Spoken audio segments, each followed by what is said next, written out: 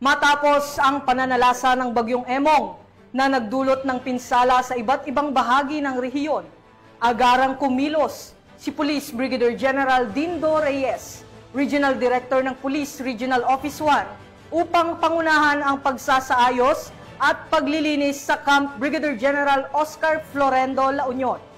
Police Corporal J.R. Del Mendo sa report. Unahan ni Police Brigadier General Dindo R. Reyes, Regional Director ng Police Regional Office 1, kasama ang iba pang miyembro ng Command Group at mga regional staff ang pagbabalik sa ayos at paglilinis sa mga pasilidad at paligid ng Camp Brigadier General Oscar M. Florendo, kung saan nakabase ang opisina ng PRO1 sa Barangay Parian, lungsod ng San Fernando, La Union.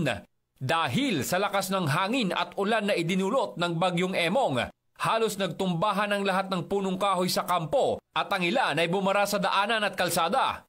Ang mga gusali sa loob ng kampo ay hindi rin nakaligtas. Ang iba ay nadaganan ng sanga ng punong kahoy at ang iba naman ay nasira dahil sa lakas ng hagupit ng bagyo. Nagtulong-tulong ang lahat ng miyembro ng PRO1, kasama na rin ang mga miyembro ng Regional Support Unit sa muling pagsasaayos ng Campo Florendo, paglilinis sa mga natumbang kahoy at sa paligid, gayon na din ang pagkumpuni sa mga na-damage na pasilidad. Ipinapakita nito ang pagkakaisa ng bawat isa, lalo na sa panahon ng kalamidad. Patunay na ang kapulisan ng Ilocos Region ay maasahan, malalapitan at mapagkakatiwalaan. Mula dito sa Ilocos Region, ako ang inyong PNN Correspondent, Police Corporal J.R. Del Mendo, alagad ng batas, taga-taguyod ng Balitang Pulis.